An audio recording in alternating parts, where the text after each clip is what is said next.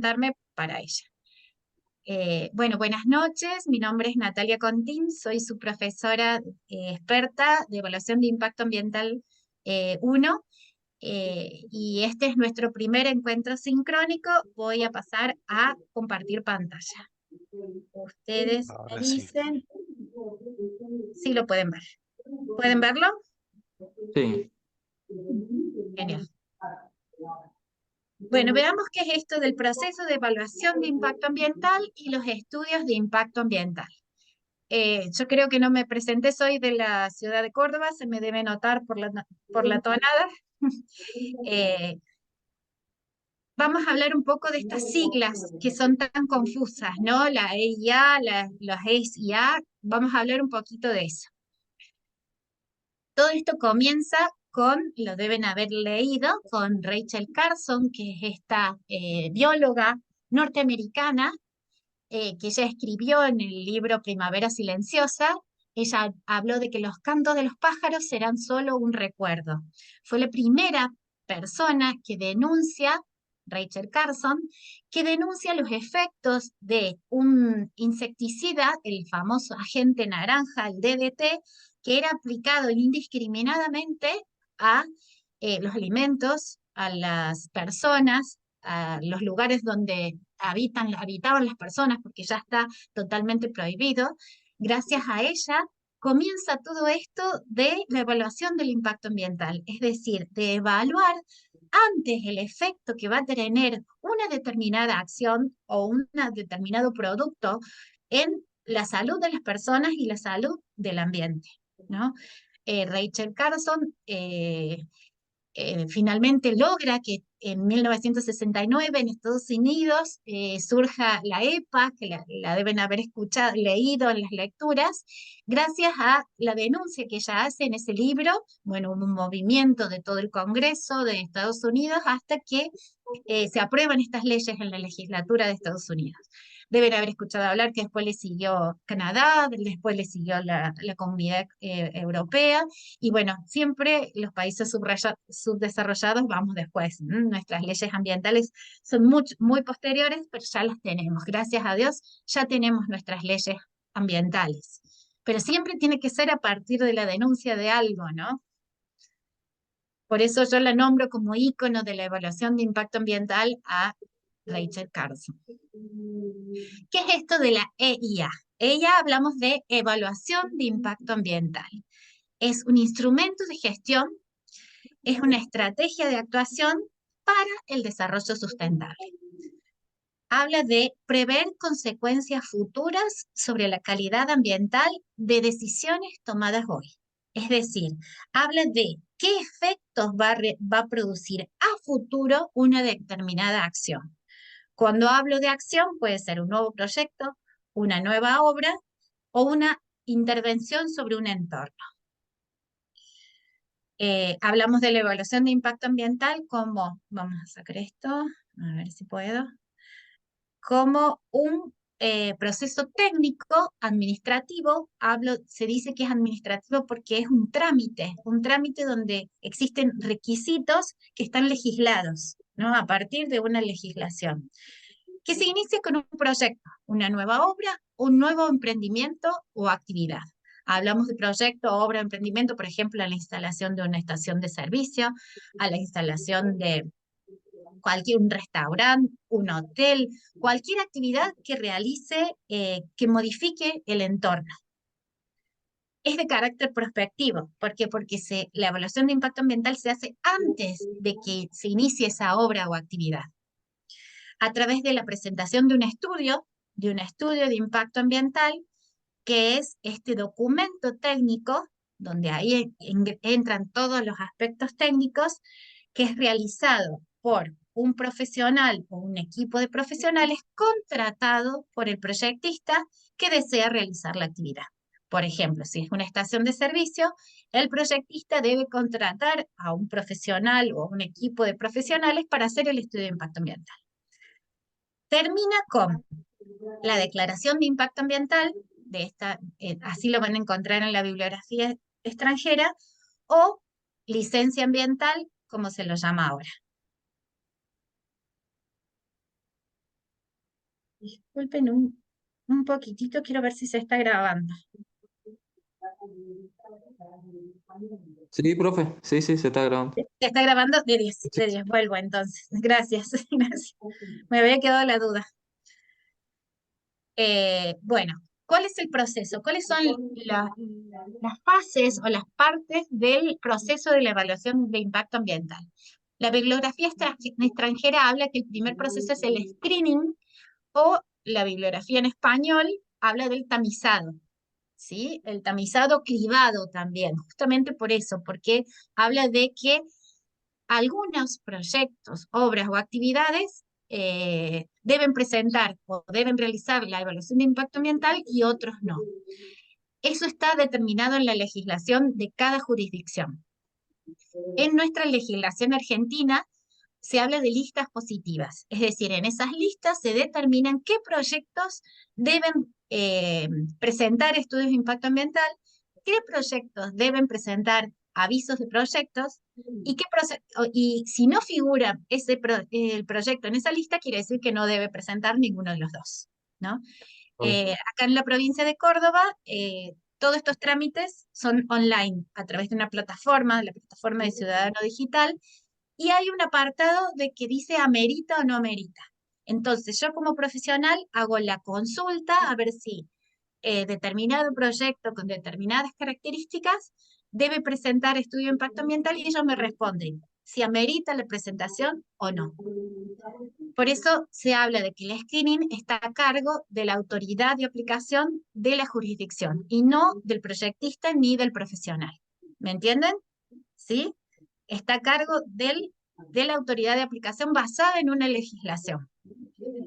En cambio, el scoping o focalización, hablando en español, hace referencia a hacer foco o tomar aquellas acciones e impactos que sean significativos.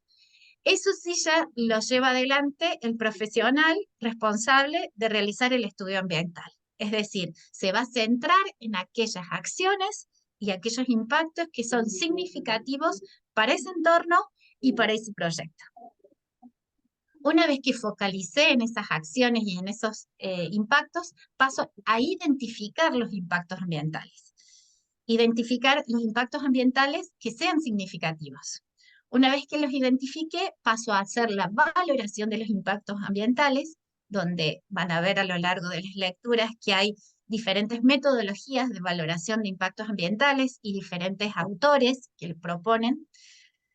Luego de que los identifiqué y les di valor a los impactos ambientales, para cada impacto ambiental identificado tengo que proponer una medida de mitigación.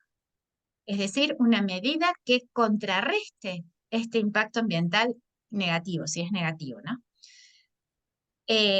También otro ítem del proceso de elaboración de impacto ambiental es la participación pública, que puede ser a través de consultas populares o de audiencias públicas, y luego se llega a la toma de decisión. La toma de decisión es llevada a cabo por la autoridad de aplicación o la autoridad competente, depende si en la jurisdicción exista Secretaría de Ambiente, Ministerio de Ambiente o Dirección de Ambiente.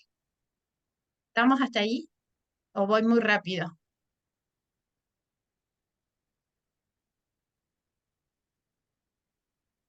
En la bibliografía van a encontrar esto. Esto sería lo mismo que recién con otros nombres. El procedimiento administrativo habla de la categorización, que sería lo que les dije como screening. ¿En qué categoría entra el proyecto que yo quiero realizar la evaluación de impacto ambiental? Existen diferentes presentaciones. El estudio de impacto ambiental, propiamente dicho, y el estudio ambiental semidetallado, que ese sería en nuestra legislación el aviso de proyecto. El aviso de proyecto es un estudio de impacto ambiental semidetallado. ¿Y de qué va a depender? De en qué categoría entre ese proyecto. Una vez que el profesional que va a realizar el estudio de impacto ambiental sabe qué debe presentar, lo presenta. Realiza el estudio de impacto ambiental y lo presenta en la autoridad de aplicación. Ahí se inicia este proceso donde llega un dictamen técnico que es evaluado por una comisión técnica que también es interdisciplinaria. Esta comisión técnica interdisciplinaria puede hacer consultas a distintos ministerios o a las universidades si es demasiado complejo o si no tiene competencia en esa área, por ejemplo, algo relacionado con la arqueología o algo relacionado con la parte social, se puede consultar a las universidades y eso se llaman informes sectoriales. Una vez que llegan los informes sectoriales, se realiza la audiencia pública y que es parte de la participación ciudadana. Esa audiencia pública se debe realizar en el lugar donde se va a realizar el proyecto. Puede participar cualquier persona de la comunidad, debe publicarse en los medios masivos de comunicación del lugar, se anotan para exponer cualquier persona, no necesariamente tiene que ser experto en el tema o profesional, puede hablar cualquier persona a favor o en contra del proyecto. Lo único no es vinculante, no es que la mayoría habla a favor, por eso se aprueba o al contrario. Una vez que termina la audiencia pública, la comisión técnica evalúa el proyecto y puede, y habla del resultado, del dictamen técnico. Si es a favor, o sea, si lo aprueba, se obtiene la licencia ambiental. Es decir, puede empezar las obras porque ya tiene la autorización para que ese proyecto se instale en ese lugar.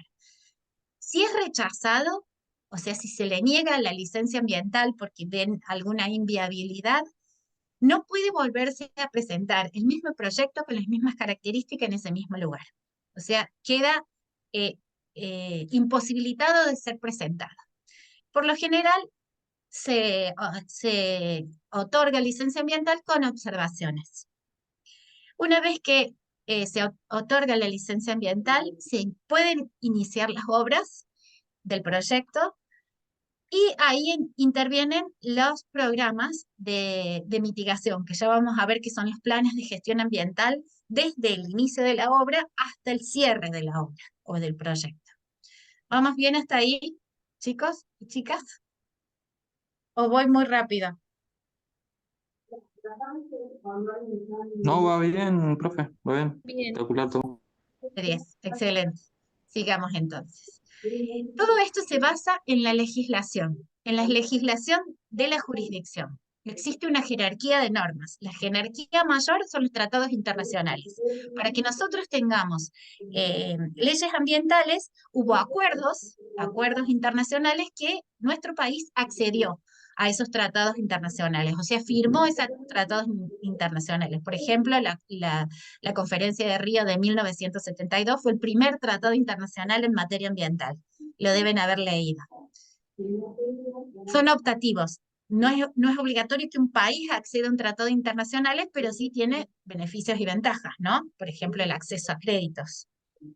Luego de los tratados internacionales está la Constitución Nacional, que es nuestra tope de norma, la norma mayor de todo el territorio argentino. Luego tenemos las leyes y códigos nacionales. Estas leyes y códigos nacionales están por debajo de la Constitución, pero por arriba de la Constitución provincial. Y establecen presupuestos mínimos, es decir, el piso de cualquier norma o regla. Por ejemplo, el piso de protección ambiental los establecen las leyes nacionales. Luego tenemos las resoluciones nacionales y luego tenemos la constitución de cada provincia. ¿Por qué? Porque cada provincia es dueña de sus recursos naturales. Acá la provincia de Córdoba es dueña de su suelo, de su agua, de sus ríos, de sus lagos, de su aire, de sus montañas, porque la nación le otorga autarquía a cada provincia. Entonces, la constitución provincial puede ser más restrictiva que la constitución nacional, pero no menos restrictiva. Si es menos restrictiva, es anticonstitucional, hablando en términos jurídicos, ¿no? Por debajo de la Constitución Nacional tenemos las leyes provinciales. Igualmente, pueden ser más restrictivas que las leyes nacionales, pero no menos restrictivas. Luego tenemos las ordenanzas de cada municipio, Así como las provincias son dueñas de sus recursos naturales, los municipios son dueños de sus recursos naturales dentro de su ejido municipal. Y por debajo de las ordenanzas tenemos las cartas orgánicas de cada comuna o municipio. Estamos hasta ahí con la jerarquía de normas, esto es muy jurídico, pero es necesario entenderlo para entender la evaluación de impacto ambiental. Bien, ahí la consulta, perdón. Sí, sí. La jerarquía va de abajo, de arriba hacia abajo o de abajo hacia arriba. De arriba ¿Cuál hacia tiene más abajo. de arriba hacia abajo? Ok. Exacto. Tiene más peso la Constitución Nacional que la Constitución Provincial. Por eso decimos que la Constitución Provincial no puede ser menos restrictiva que la nacional, sí más restrictiva. O sea, hacia abajo puede ir restringiendo más, por ejemplo, las normas ambientales pueden ser más restrictivas, pero no menos. ¿Sí? Acá en la provincia de Córdoba, cuando salió la ley de bosques, hablaba del desmonte y hablaba de que se podía intervenir en los bosques nativos y estaba contradiciendo una ley nacional de protección de bosques. Entonces se declaró anticonstitucional. No sé si me entendés, porque es muy jurídico, muy demasiado de abogados el concepto. Sí, sí, entiendo. Gracias. No, no. Entonces, ¿dónde está la parte ambiental? O sea, ¿qué tiene que ver esto con todo lo que es ambiental? En el artículo 41 de nuestra Constitución Ambiental ya se habla de que todos los habitantes gozamos del derecho a un ambiente sano, equilibrado, apto para el desarrollo humano y para que las actividades productivas satisfagan las necesidades presentes sin comprometer a las generaciones futuras. Y tienen el deber de preservarlo. Ya lo tenemos en el artículo 41 de la Constitución Ambiental. También habla de que cualquier daño ambiental generado eh, tiene la obligación de recomponerse. O sea que si una actividad, cualquier actividad, genera un daño ambiental que dañe el entorno y a las personas, debe obligatoriamente ser recompuesto, ¿no? Y corresponde a la nación dictar las normas que contengan los presupuestos mínimos. Cuando hablamos de presupuestos mínimos no hablamos de dinero, sino del piso básico de protección ambiental. Y en el artículo 121, que sería como una resolución, la nación delega a las provincias los recursos naturales, salvo los presupuestos mínimos de protección ambiental. Hay varios presupuestos mínimos de protección, uno de ellos, por ejemplo, es los bosques, que la ley nacional habla de la protección de los bosques. La provincia es dueña, por ejemplo, la provincia de Córdoba es dueña de sus bosques, o la provincia de Misiones, pero no puede contradecir ese presupuesto mínimo de la nación, si no es anticonstitucional. Acá en la provincia de Córdoba tenemos varias leyes ambientales, una más antigua, la 7343, y una más moderna, la 10.208, promulgada en el 2010 y puesta en vigencia un poco después, y que habla de que todo proyecto, obra, emprendimiento privado requiere de la evaluación de impacto ambiental y audiencia pública. Es decir, interviene la participación ciudadana, incluye el impacto a la salud y la educación ambiental.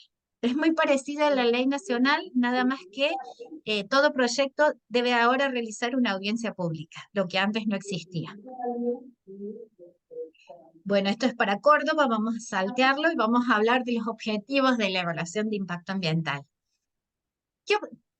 ¿Para qué? ¿Cuál es el objetivo de realizar este proceso tan complejo? Que el aspecto ambiental sea tenido en cuenta en el proceso de toma de decisiones, sobre todo para cualquier actividad humana, tal como lo planteaba Rachel Carson, ¿no? Sirve para predecir, evitar, minimizar o compensar los efectos adversos de cualquier acción humana. Toda acción humana va a realizar una alteración, ya sea negativa o positiva.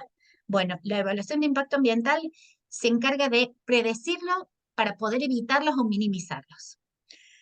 Tiene por objetivo, obviamente, proteger los sistemas ambientales, su productividad, su capacidad, sus funciones, y no solo de estos sistemas ambientales, no solo de los naturales, sino también de los sociales. Si existe una comunidad que está en ese entorno, cómo es afectada y de qué manera podemos minimizar su efecto. y tiende al desarrollo sostenible, obviamente, en relación al uso de los recursos naturales. ¿Cuáles son los principios de la EIA? Esto se los pregunta así en el parcial. Que el planeta es finito, es decir, nuestro planeta y los recursos naturales no son ilimitados, que existen generaciones futuras a las cuales tenemos que garantizarles la existencia de estos recursos naturales. Esto habla de una ética intergeneracional, del uso de los recursos naturales de manera racional para garantizarlos a las generaciones futuras. Y el tercer principio habla de una distribución inequitativa de los recursos. ¿Qué quiere decir esto? Que los recursos naturales no están repartidos equitativamente. Es decir, hablamos de una ética intrageneracional, ¿no? Hablamos de países desarrollados y países subdesarrollados que tienen menos acceso a los recursos naturales, a los recursos, ¿no?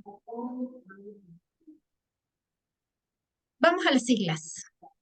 Vamos a las tipologías de S y A. Cuando ustedes ven la S, son los estudios de impacto ambiental. Tenemos el diagnóstico ambiental o línea de base, que es el DI, diagnóstico ambiental, que ya vamos a ver en el segundo encuentro qué son y para qué sirven. El impacto ambiental preliminar, que es un estudio que se realiza antes del estudio de impacto ambiental para ver si es necesario realizar un estudio de impacto ambiental o no. En algunas jurisdicciones suelen pedirlos y en otras no. El estudio de impacto ambiental semidetallado, que en nuestra legislación nacional es el aviso de proyecto, para aquellos proyectos que no realizan impactos significativos, entonces no hace falta un estudio de impacto ambiental detallado, y los estudios de impacto ambiental propiamente dicho o detallado. Todo eso son tipologías de estudio de impacto ambiental que ustedes como profesionales van a poder llevar a cabo. Vamos a este primero, al inventario ambiental, a diferencia del diagnóstico ambiental. ¿Qué es un inventario ambiental? Es un estudio del estado del lugar. Antes de poder realizar una evaluación del impacto de un determinado proyecto, tengo que ver cómo está el lugar, ¿no? En qué estado está el lugar donde se va a implantar ese proyecto. Entonces tengo que hacer un estudio de ese lugar, de sus condiciones ambientales, antes de la realización de las obras. Es decir, antes de ni siquiera empezar los movimientos de tierra, donde se realiza un detalle y una descripción de todos los factores ambientales en la situación previa. Ahí no solo hablamos del factor agua, suelo, flora, fauna, sino también del factor social, si existen comunidades indígenas, qué características tienen los asentamientos poblacionales, qué relación tienen con la naturaleza esos asentamientos poblacionales. Es decir, hablamos de una situación preocupacional, es decir, antes de realizar la intervención.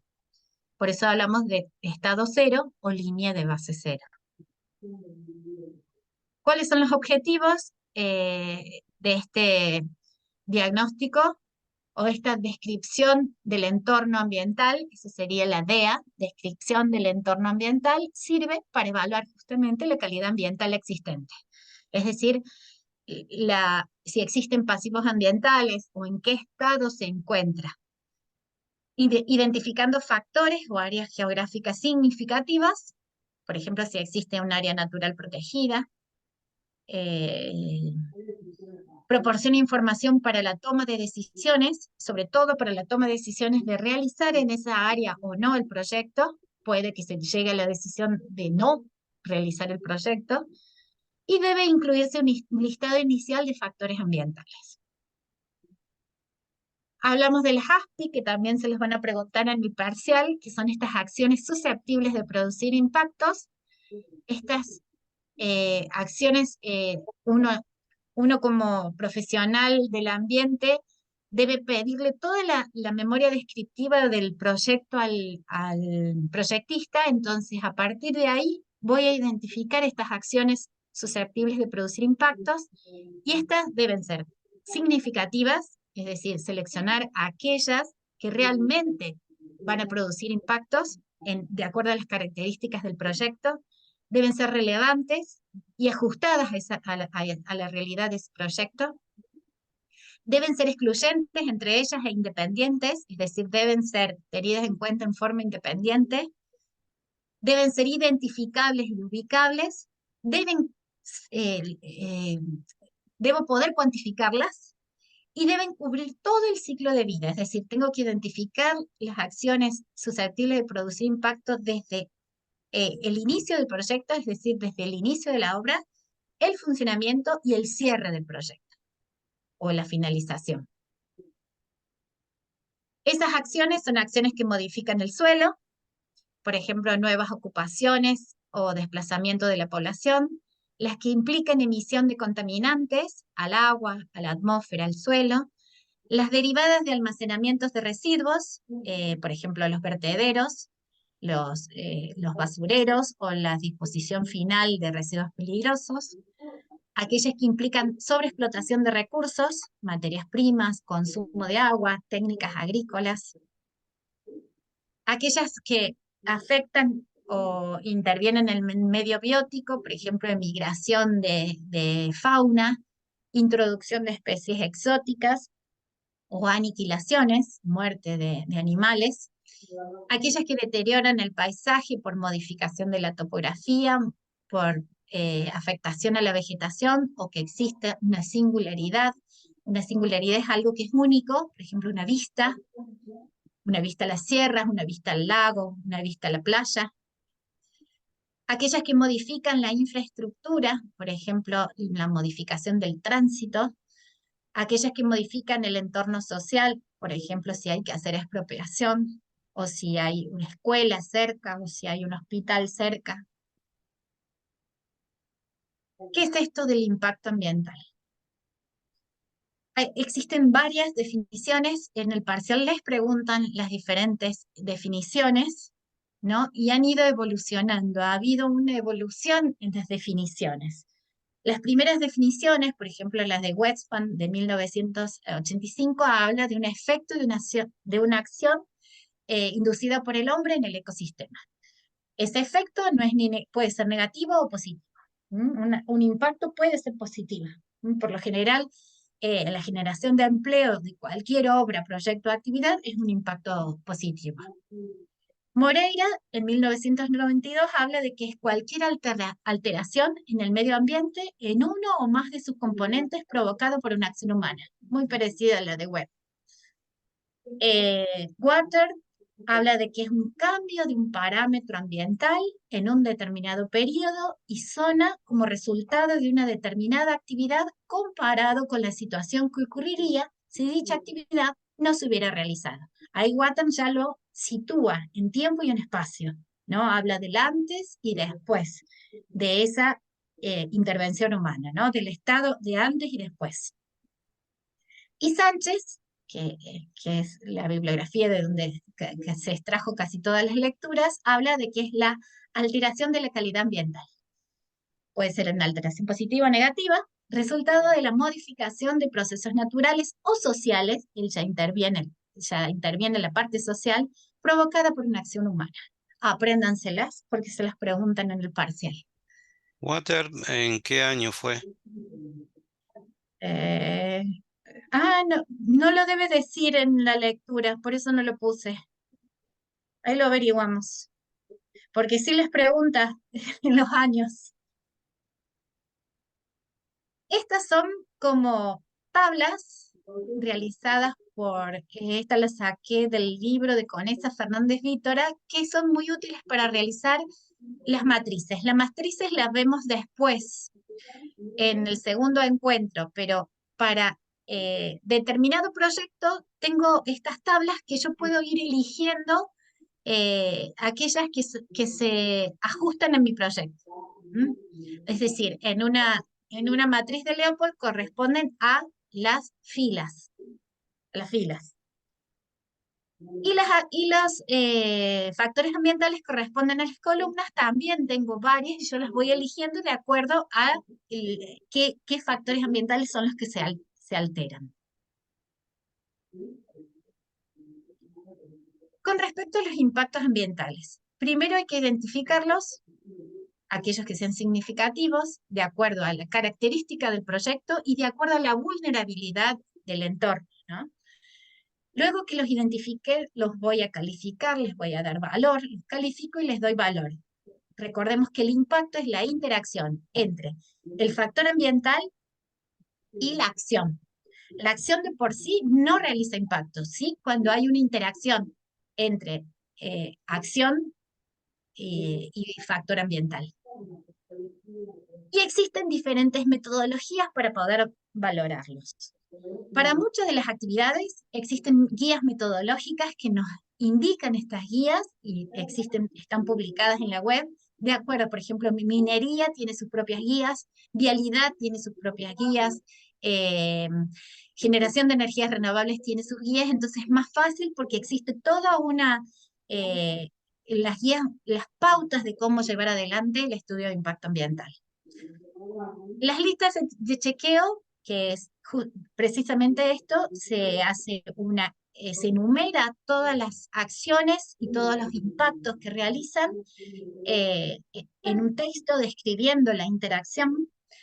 Eso se usa mucho para los avisos de proyecto, es decir, estos estudios de impacto ambiental semidetallados.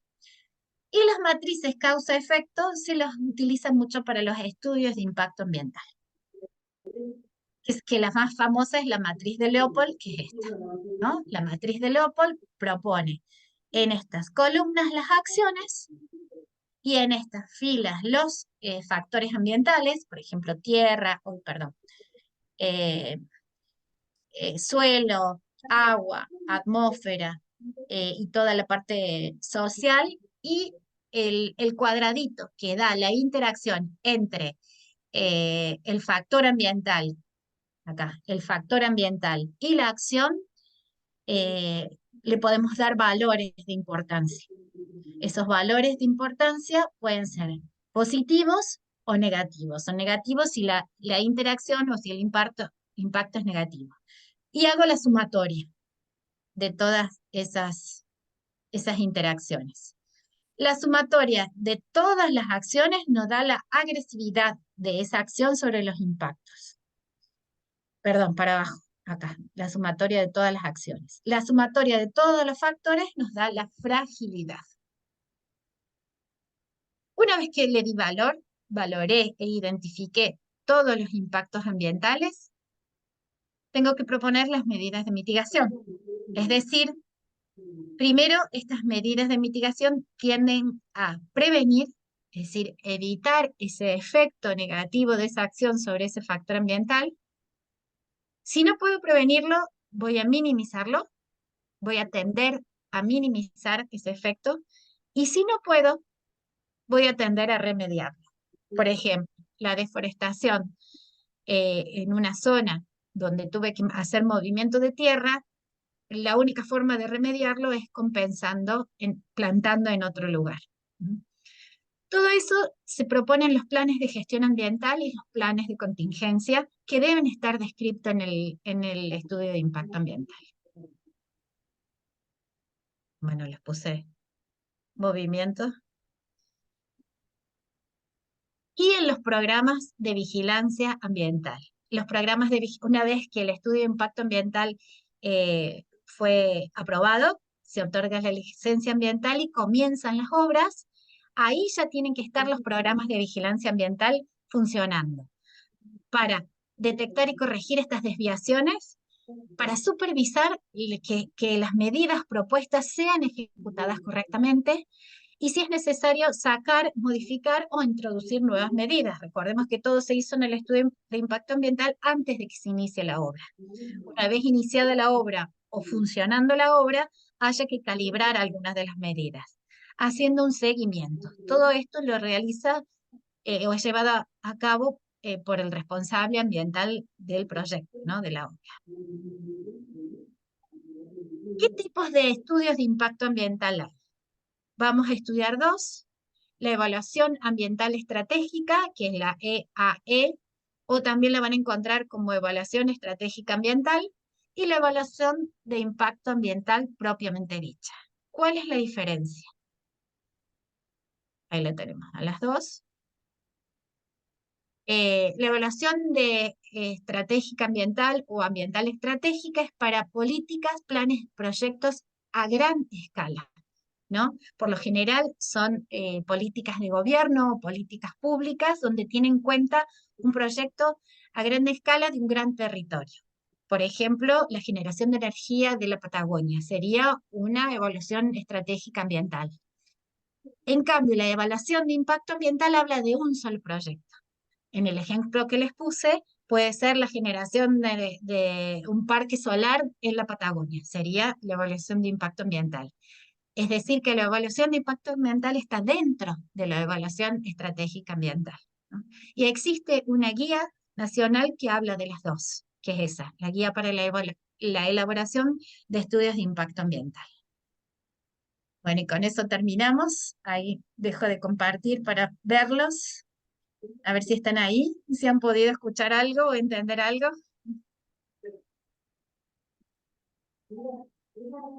Está Agustina con su beba. Bueno, ¿tienen algún comentario, alguna duda, algo que quieran preguntar?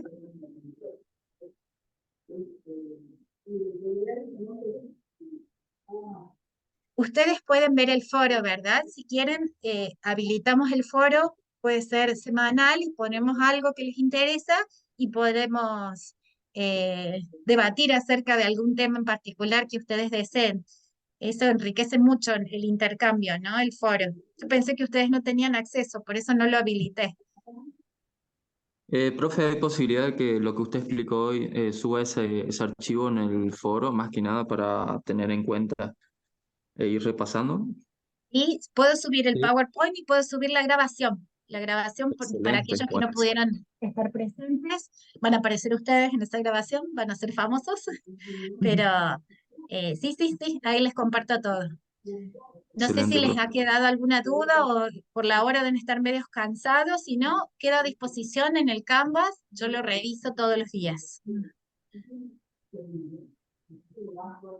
Genial, genial. Bueno, bueno, ahí te vemos, Andrés, que recién no podías conectar la cámara. E Hilda, no sé si querés presentarte, que ya se habían presentado tus compañeras. Yo voy a dejar de grabar.